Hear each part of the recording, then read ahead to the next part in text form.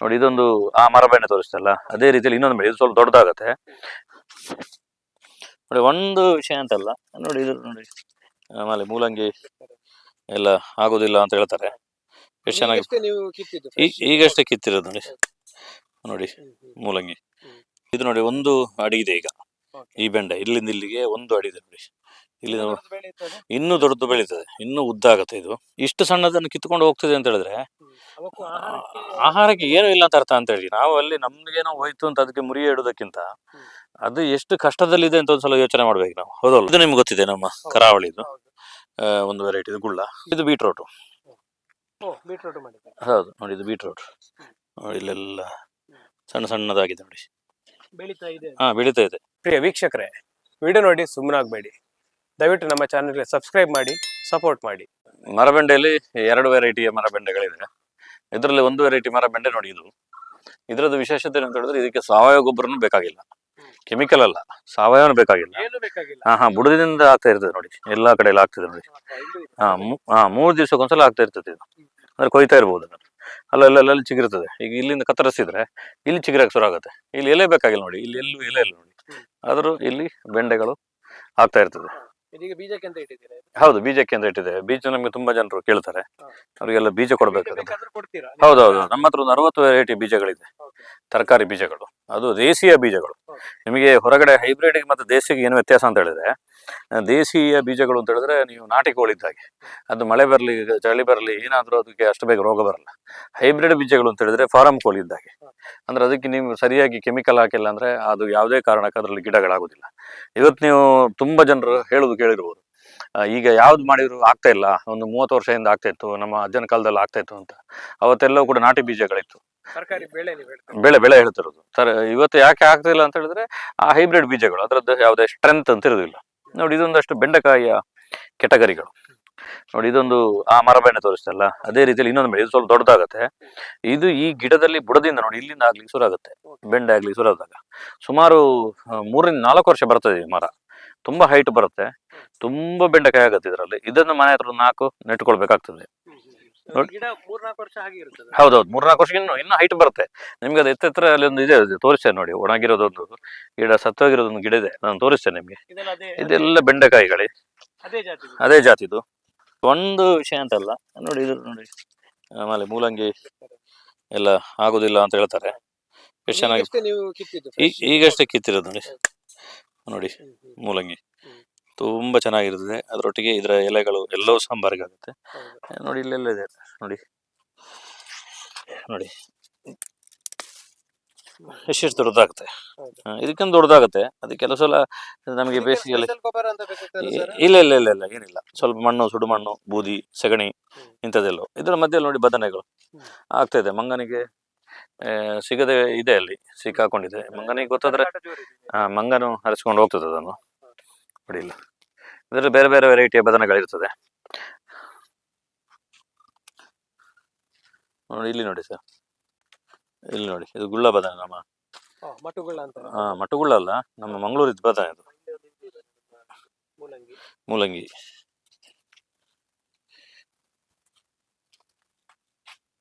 ನೋಡಿ ಇದರಲ್ಲಿ ಒಂದು 4 ವೆರೈಟಿಯ ಬೆಂಡೆಯನ್ನು ಒಂದೇ ಜಾಗದಲ್ಲಿ ನಿಮ್ಗೆ ತೋರಿಸ್ತೇನೆ.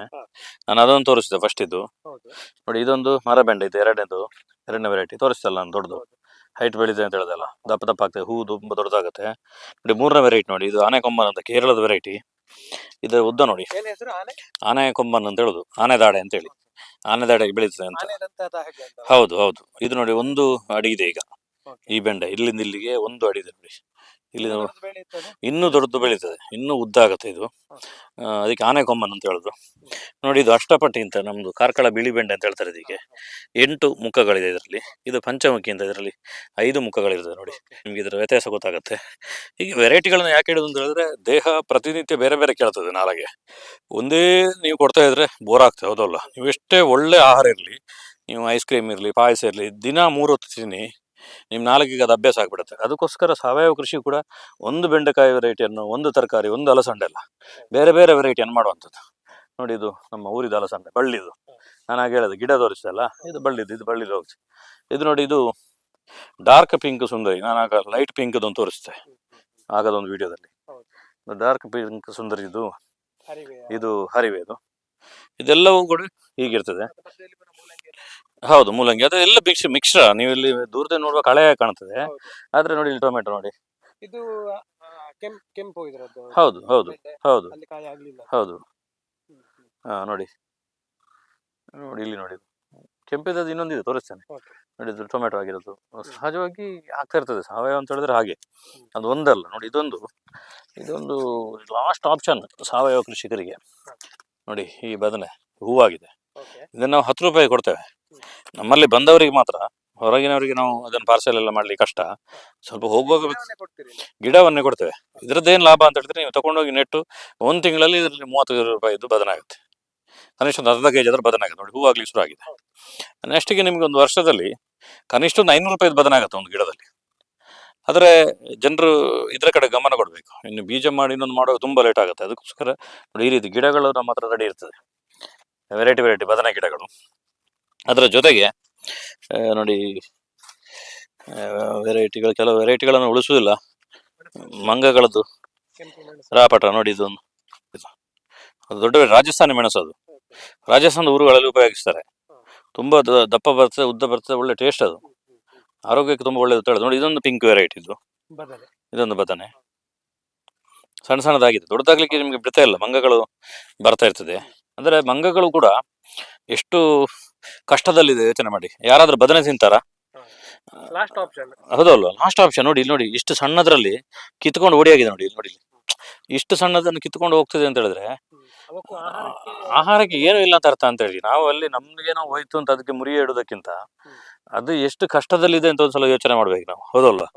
ಯಾಕಂದ್ರೆ ಯಾವುದೇ ಟೇಸ್ಟ್ ಇಲ್ಲ, ಯಾವ ಮನುಷ್ಯನಿಗೂ ತಿನ್ನಕ್ಕಿಲ್ಲ. ನೋಡಿ ಇದು ಕೆಂಪು ಬೆಂಡೆ ನೋಡಿ, ಆಗ ನಾನು ಹೇಳಿದೆಲ್ಲ, ಇದು ಕೆಂಪೆ ಬರುತ್ತೆ ಫುಲ್ಲು ನೋಡಿ. ಇದೊಂದು ಕಾಡು ಕೊತ್ತಂಬರಿ ಅಂತ. ಇದು ನಿಮ್ಮ ದಕ್ಷಿಣ ಕನ್ನಡ ಜಿಲ್ಲೆಯಲ್ಲಿ ಕೆಲವು ಕಡೆ ತೋಟದಲ್ಲೆಲ್ಲ ಇರ್ತದೆ, ಕಳೆ ಗಿಡ ಆಗಿ. ಅಂದ್ರೆ ನಾನು ಮೊನ್ನೆ ನಾರ್ತ್ ಈಸ್ಟ್ಗೆ, ನಾಗಾಲ್ಯಾಂಡ್, ಸಿಕ್ಕಿಂ ಮೇಲೆ ಹೋಗಿದ್ದಾಗ ಸೂಪರ್ ಮಾರ್ಕೆಟ್ಗಳಲ್ಲಿ ಇದು ಉಪಯೋಗಿಸ್ತಾರೆ ಕೊತ್ತಂಬರಿಯಾಗಿ. ಒಳ್ಳೆ ಸ್ಮೆಲ್ ಇದು.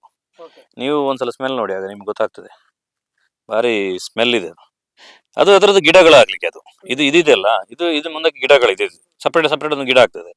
ಅದು ಆ ಟೈಪ್ನ ಗಿಡಗಳಾಗುವಂಥದ್ದು ಸಿಸ್ಟಮ್ ಇದು.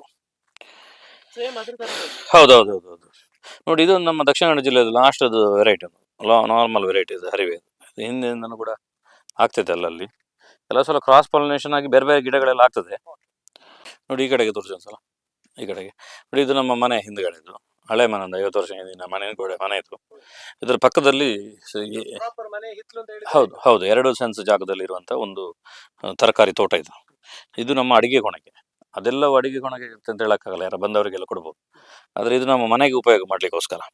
ಇದರಲ್ಲಿ ವಿಶೇಷವಾಗಿ ಸುಮಾರು ಒಂದು 5-6 ವೆರೈಟಿಯ ಬದನೆಗಳನ್ನು ಹಾಕಿದ್ದೇವೆ ನೋಡಿ. ಇದೊಂದು ಗುಳ್ಳದಲ್ಲಿ ಉದ್ದ ಆಗತ್ತೆ ನೋಡಿ. ಇದು ಹಳದಿ ಅಲ್ಲ, ಇದು ನೀಲಿ. ಅದು ಹಣ್ಣಾಗ್ಲಿ ಬೀಜಕ್ಕೆ ಬಿಟ್ಟಿರೋದು, ಗುಳ್ಳದಲ್ಲಿ ಉದ್ದ ಆಗುವಂಥದ್ದು. ಇದು ನಿಮ್ಗೆ ಗೊತ್ತಿದೆ, ನಮ್ಮ ಕರಾವಳಿದು ಒಂದು ವೆರೈಟಿ ಗುಳ್ಳ. ಅವೆಲ್ಲ ಕೊಯ್ಲು ಆಯ್ತು, ಇನ್ನು ಪುನಃ ರೀಪ್ರೌನಿಂಗ್ ಮಾಡಿದ್ದೇವೆ. ಅಂದ್ರೆ ಒಂದ್ಸಲಕ್ಕೆ ಒಂದಷ್ಟು ಆದ್ಮೇಲೆ ಇದರ ಕೊಯ್ಲು ಆಗ್ತಿದ್ದಾಗೆ ನೋಡಿ, ಇದು ಜಸ್ಟ್ ಪ್ಲೈನ್ ವೈಟ್ ಕೊಯ್ಲು ಆಗ್ತಿದ್ದಾಗೆ ಒಂದ್ಸಲ ಕಟ್ ಮಾಡ್ತೇವೆ ಬೇಡದಿರೋ ಕೊಂಬೆಗಳನ್ನೆಲ್ಲ. ಆಗ ಈ ಚಿಗಿರ್ಲಿಕ್ಕೆ ಅದ್ರ ಎನರ್ಜಿ ವೇಸ್ಟ್ ಆಗಲ್ಲ. ಇಲ್ಲದ್ರೆ ಯಾವ್ದಾವ್ದು ಕಿತ್ತೋಗಿರೋ ಕೊಂಬೆಗಳಿದ್ರೆ ಅದಕ್ಕೆ ಅದ್ರ ಎನರ್ಜಿ ಹೋಗ್ತಾ ನಿಮ್ಗೆ ಇಷ್ಟು ಲವಲವಿ ಕಾಣಲ್ಲ ನೋಡಿ. ಒಂದೇ ಒಂದ್ರಲ್ಲಿ ರೋಗ ಇಲ್ಲ ನೋಡಿ. ನಿಮ್ಗೆ ಇದರಲ್ಲಿ ಅದು ಎಳಿತದೆ, ಇದು ತಿಂತದೆ, ಅದು ಇದು ತುಂಬಾ ಹೇಳ್ತಾರೆ, ಆದ್ರೆ ಯಾವುದೇ ರೋಗಗಳಿರುವುದಿಲ್ಲ. ಅದರ ಜೊತೆ ನೋಡಿ, ಇದು ಗುಂಡಿ ನೋಡಿ. ಇದೆಂತ ಗುಂಡಿ ಅಂತ ಹೇಳಿದ್ರೆ, ಇದು ಹೆಗ್ಗಣ. ಇಲ್ಲಿ ನೀವು ಕಾಣ್ತಾ ಇರ್ಬೋದು, ಈ ಹೆಗ್ಗಣ ತೆಗ್ದಿರುವಂತದ್ದು.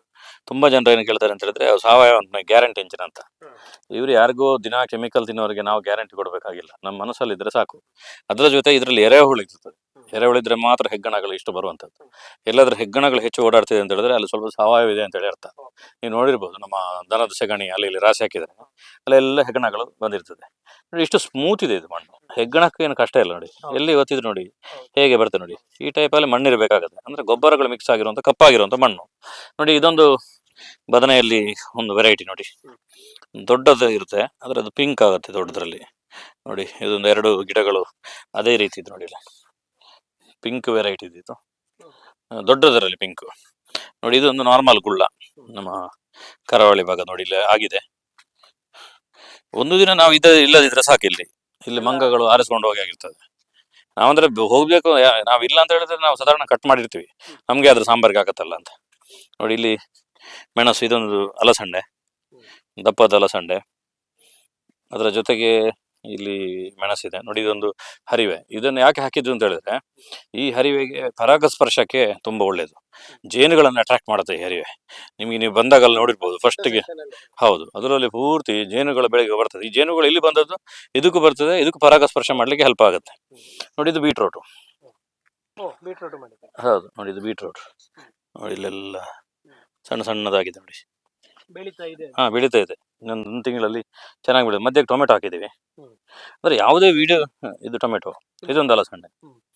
ನಾವು ಯಾವುದೇ ವಿಡಿಯೋಗಳನ್ನು ಮಾಡುವಂಥದ್ದು ಕೂಡ ಇದು ವಿಡಿಯೋಗಳಿಗೋಸ್ಕರ ಈ ಕೃಷಿ ಮಾಡಿದ್ದಲ್ಲ. ಅದರಿಂದಾಗಿ ಒಂದ್ಸಲ ಬರೋ ಒಂದು ನೋಡಿ, ಇದು ಹೀರೆ, ದಾರಪೀರೆ.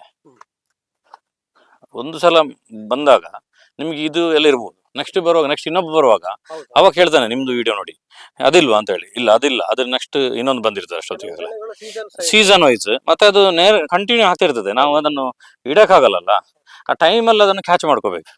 ನೋಡಿ ಇದು ಒಂದು ಆಫ್ರಿಕನ್ ಬಸಳೆ. ಇದರಲ್ಲಿ ಇದೆಲ್ಲ ಮುಗೀತು, ಇದ್ರದ್ದೆಲ್ಲ ಒಂದು ರೌಂಡು. ಹರಿವೆಗಳನ್ನು ಹಾಕಿದ್ದೇವೆ ನೋಡಿ ಇದರಲ್ಲಿ. ನೋಡಿ ಇಲ್ಲಿ ಕಾಣ್ತಿದೆ, ಭಾರಿ ಸೂಕ್ಷ್ಮವಾಗಿ ಸಣ್ಣ ಸಣ್ಣ ಗಿಡಗಳು. ಇದೆಲ್ಲ ಹರಿವೆಗಳು. ಇದೆಲ್ಲ ಹೌದು, ಬೀಜ ಅಲ್ಲ, ಗಿಡ ಮಾಡಿ ನೆಟ್ಟದ್ದು. ಗಿಡ ಮಾಡಿ ನೆಡುದು ಇದು ಕಾನ್ಸೆಪ್ಟ್. ಇದೊಂದು ರಾಜಸ್ಥಾನಿ ಮೆಣಸು ನೋಡಿ, ಹೇಗೆ ನೋಡಿ, ಕೆಂಪು ನೋಡಿ.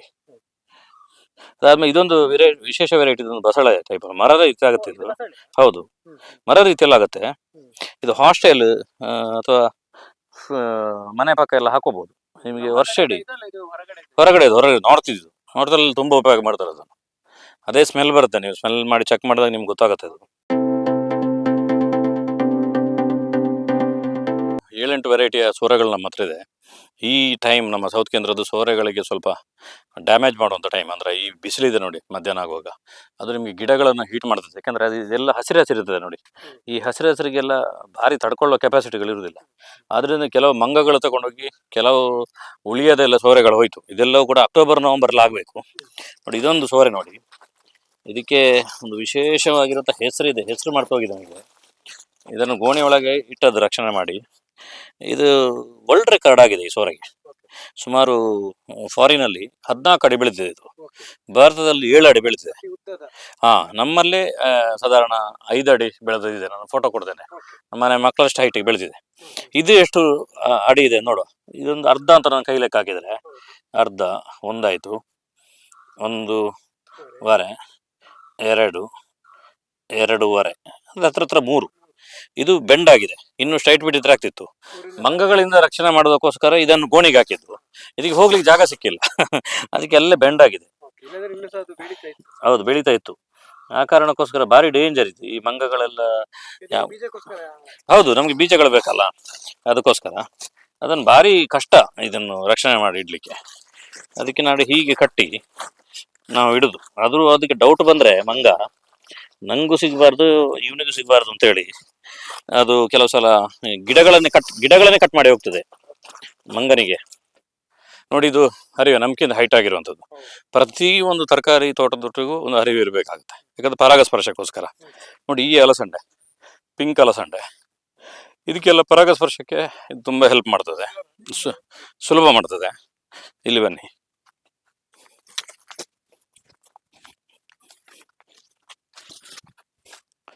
ನಾನು 7-8 ವೆರೈಟಿ ಅಂತ ಹೇಳಿದೆಲ್ಲ, ಅದರಲ್ಲಿ ಇನ್ನೊಂದು ವೆರೈಟಿ ಇದು ಮಂಗನಿಂದ ರಕ್ಷಣೆ ಮಾಡ್ಲಿಕ್ಕೆ ಭಾರಿ ಕಷ್ಟ ಆಯಿತು. ಮೊನ್ನೆ ನೋಡಿ, ಆ ಸೈಡ್ ನೋಡಿ ಅಂತೆ, ಅಲ್ಲೊಂದು 10 ಸಣ್ಣದಾಗಿತ್ತು. ನಮಗೆ ಒಂದು ಟೈಮ್ ನಮಗೆ ಅದನ್ನು ಕಟ್ಟಲಿಕ್ಕೆ ಮರ್ತೋಗಿದ್ದು, ಬರುವಾಗೋದಿಲ್ಲ, ಕಟ್ ಮಾಡಿ ತಿಂದಾಗಿ. ನೋಡಿ ಇದು ನಾಟಿ ವೆರೈಟಿ, ಬೀಜ ಕಿಟ್ಟಿರೋದು ನೋಡಿ ಹೇಗಿದೆ, ಭಾರಿ ಒಳ್ಳೆ ವೆರೈಟಿ ಇದು. ನಾಟಿ ವೆರೈಟಿ ಅಂತ ಹೇಳಿದ್ರೆ ಮೂಲದಿಂದ ಯಾವ್ದು ಬಂದಿದೆ ಅದಕ್ಕೆ ನಾಟಿ ವೆರೈಟಿ ಅಂತ ಹೇಳುದು. ಅಂದ್ರೆ ಇದನ್ನು ಸೋರೆಕಾಯಿ 8 ವೆರೈಟಿ ಇದೆ. ಹೌದು, ಅದನ್ನು ಹೀಗೆ ಬಂದ್ ಮಾಡಿ ಇಟ್ಟಿಲ್ಲ ಅಂತ ಇದನ್ನು ಮಂಗಗಳು ಬಂದು ತಿನ್ಲಿಕ್ಕೆ ಆಗಿಲ್ಲ ಅಂದ್ರೆ ಅದು ಕಟ್ ಮಾಡಿ ಅದ್ರ ಹೋಗ್ತದೆ. ಅದು ಬಂದು ಕಟ್ ಬೇಡ ಅಂತ ಹೇಳಿ ಜನರ ಮನಸ್ಸಿಗೆ ಅದಕ್ಕೆ ಬಂದಿದೆ.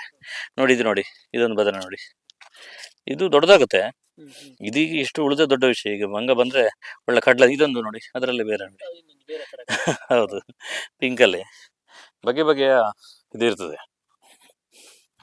ಇದು ನೀವು ಆಗ ಹೇಳಿದ ಇದು, ಈ ಪರಾಗಸ್ಪರ್ಶಕ್ಕೆ ಆಗ ನಾವು ನೋಡಿದ್ದೇವೆ. ಹೌದು. ಒಳ್ಳೆ ರೀತಿಯಲ್ಲಿ ಉಪಯೋಗ ಆಗುವಂಥದ್ದು. ಇದೊಂದು ಸ್ವಲ್ಪ ಫುಲ್ ಕವರ್ ಮಾಡಿ ತೋರಿಸಿ. ಇದು ಯಾಕೆ ಬಿಟ್ಟಿದೆ ಅಂತ ಹೇಳಿದ್ರೆ ಬೀಜಕ್ಕೋಸ್ಕರ ಬಿಟ್ಟಿದೆ. ಇವತ್ತು ಇದು ರಾಜ್ಯಾದ್ಯಂತ ಇದಕ್ಕೆ ಡಿಮಾಂಡ್ ಇದೆ. ಹೌದಾ? ಹಾ, ಹಾ, ಇದು ಏನ್ ಹರಿವು ಇದು? ಇದಕ್ಕೆ ಏನೇನು ಹೆಸರು ಹೇಳ್ತಾರೆ ಗೊತ್ತಿಲ್ಲ. ನಾಟಿ ಹರಿವೆ ಅದು. ಅದರ ಜೊತೆ ಇದು ಫುಡ್ಡಿಗೆ ತುಂಬ ಒಳ್ಳೇದು ಆರೋಗ್ಯಕ್ಕೆ. ಆದರೆ ಹೀಗೆ ಬೀಜ ಹಾಕ್ಲಿಕ್ಕೆ ಬಿಟ್ಬಿಟ್ರೆ ಫುಲ್ಲು ಜೇನುಗಳು ಬಂದು ಕವರ್ ಮಾಡ್ತದೆ. ಅಲ್ಲಿಗೆ ಬಂದಿದ್ದು ಮತ್ತೆ ಬೇರೆ ಗಿಡಗಳಿಗೂ ಬರ್ತವೆ. ಈ ರೀತಿ ಸೆಟಪ್ ಆಗುತ್ತೆ. ಅದರ ಜೊತೆಗೆ ಸಣ್ಣ ಸೆಟಪ್ ನೋಡಿ ಇದೊಂದು. ಇದು ಕೇವಲ ಒಂದು 3x4 ಸೆಂಟಿಮೀಟರಲ್ಲಿ. ಇದು ನೋಡಿ, ಇದು ಹರಿವೆ. ಇದು ವಲಾಂತರ ಅಂತೇಳಿ ಕೇರಳದ ವೆರೈಟಿ ಇದು. ಇದು ಕಟ್ಟಿಂಗ್ ಮಾಡ್ಬೋದು.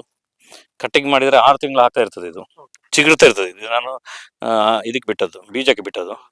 ನೋಡಿ, ಒಳ್ಳೆ ಬೀಜಗಳೆಲ್ಲ ಬರ್ತದೆ. ನೋಡಿ ಇದರ ಬೀಜ ನೋಡಿ. ನೋಡಿ ಈ ರೀತಿ ಇದು ಬೀಜಗಳು ಬರ್ತದೆ. ಕಪ್ಪು ಕಪ್ಪು ಇದೆಲ್ಲ ಇದು ಬೀಜಗಳು. ಇದು ಇಷ್ಟು ಕಪ್ಪಾಗಬೇಕು ಫುಲ್ ಬೀಜ ಆಗಬೇಕಾದ್ರೆ. ನೋಡಿ, ಇದು ಕಂದಿದೆ. ಕಂದು ಇದ್ರೆ ಅದು ಕರೆಕ್ಟ್ ಆಗಿಲ್ಲ ಅಂತ ಅರ್ಥ. ಇನ್ನು ಒಣಗಬೇಕಾಗುತ್ತೆ ಇದು ಬೀಜ. ಅದನ್ನು ಚೆಕ್ ಮಾಡುವಂಥ ಸಿಸ್ಟಮ್ ಇದು. ಅದರಲ್ಲಿ ಬದನೆ ಹಾಕಿದ್ದೇವೆ, ಅದರಲ್ಲಿ ಸೋರೆಕಾಯಿ ಹಾಕಿದ್ದೇವೆ. ಅದೇ ನೋಡಿ, ಇಲ್ಲೊಂದು ಬೆಂಡೆಕಾಯಿ ನೋಡಿ, ಅದೇ ಮರ ಬೆಂಡೆ. ಅಲ್ಲಿ ಒಂದು ಕಡೆ ಹೌದು, ಒಂದೇ ಬೆಳೆ ಅಲ್ಲ, ಒಂದು 3-4 ಬೆಳೆ. ಎಲ್ಲಿಗೆ ನೀರು ಹಾಕಿದ್ರು ಅದು ವೇಸ್ಟ್ ಆಗಬಾರ್ದು. ಯಾವ ಗೊಬ್ಬರ ಹಾಕಿದ್ರು ವೇಸ್ಟ್ ಆಗಬಾರ್ದು. ಇಲ್ಲಿಂದ ಆ ಕಡೆ ಹೋಯ್ತಾ ಅಲ್ಲೊಂದು ಗಿಡ ಇರಬೇಕು, ಈ ಕಡೆ ಹೋಯ್ತಾ ಇಲ್ಲಿಂದ ಒಂದು ಗಿಡ ಇರಬೇಕು. ಈ ಟೈಪ್ನ ಸಿಸ್ಟಮ್ ಇದು. ಸಾಮಾನ್ಯವಾಗಿ ಎಲ್ಲರೂ ಸಾಲಲ್ಲಿ ಮಾಡ್ತಾರೆ. ಹೌದು ಹೌದು, ಒಂದು ಪಾತಿಯಲ್ಲಿ ಟೈಪಲ್ಲಿ ಮಾಡೋದು. ಬಹು ಬೆಳೆಗಳನ್ನು ಉಪಯೋಗ ಮಾಡಿಕೊಂಡು ಮಾಡುವಂಥ ಸಿಸ್ಟಮ್ಗಳಿದೆಲ್ಲವೂ ಕೂಡ. ಸಾವಯವ ಕೃಷಿ ಮಾಡಬೇಕು ಅಂತ ಹೇಳಿದ್ರೆ ನಮಗೆ ಊಟದಲ್ಲಿ ಅನ್ನ ಯಾವುದು ಇಂಪಾರ್ಟೆಂಟ್ ನೋಡಿ. 60% ಅನ್ನ ತಗೊಳ್ತೇವೆ. ಅದೇ ರೀತಿಯಲ್ಲಿ ಸಾವಯವ ಕೃಷಿಯಲ್ಲಿ ಸೆಗಣಿ ಮತ್ತು ಸೆಗಣಿ ನೀರು ಇಂಪಾರ್ಟೆಂಟ್. ಅದಕ್ಕೋಸ್ಕರ ದನವನ್ನು ನಾವು ಸಾಕಬೇಕಾಗತ್ತೆ ಮತ್ತು ದನದ ಗೊಬ್ಬರವನ್ನು, ದನದ ಸೆಗಣಿಯನ್ನು ನಾವು ಉಪಯೋಗ ಮಾಡಬೇಕಾಗತ್ತೆ. ನೋಡಿ, ಇದು ನಮ್ಮದು ಮೇಲ್ಗಡೆಯಿಂದ ಬರುವಂಥದ್ದು ಸೆಗಣಿ ನೀರು. ಪ್ರತಿನಿತ್ಯ 500 ಲೀಟರ್ ಬರುತ್ತೆ. ಇದರಲ್ಲಿ ಸೆಗಣಿ ಮೂತ್ರ ಎಲ್ಲ ಮಿಕ್ಸ್ ಆಗಿ ಬರುವಂಥದ್ದು. ಇದು ಒಳ್ಳೆ ಗೊಬ್ಬರ ಇದು ಗಿಡಗಳಿಗೆಲ್ಲ ಕೂಡ. ಇದು ಇವಾಗ ಹಾಕಿದರೆ ನಾವು ಬೇಸಿಗೆಯಲ್ಲಿ, ಮಳೆಗಾಲದಲ್ಲೂ ಕೂಡ ಅದರದ್ದು ರಿಸಲ್ಟ್ಗಳು ಡಬಲ್ ಆಗ್ತಾ ಹೋಗ್ತದೆ ಆ ಭೂಮಿಯಲ್ಲಿ. ಅಂದರೆ ಈಗ ಬಿಸಿಲಲ್ಲ, ಬಿಸಿಲಿಗೆ ಅದು ಒಂದು ರೀತಿಯಲ್ಲಿ ನ್ಯಾನೋ ಟೈಪಲ್ಲಿ ಇರ್ತದೆ. ಅದು ಸ್ವಲ್ಪ ಏನೇನಾಗುತ್ತೆ ಅಷ್ಟು ರಿಸಲ್ಟ್ ಕೊಡುತ್ತೆ.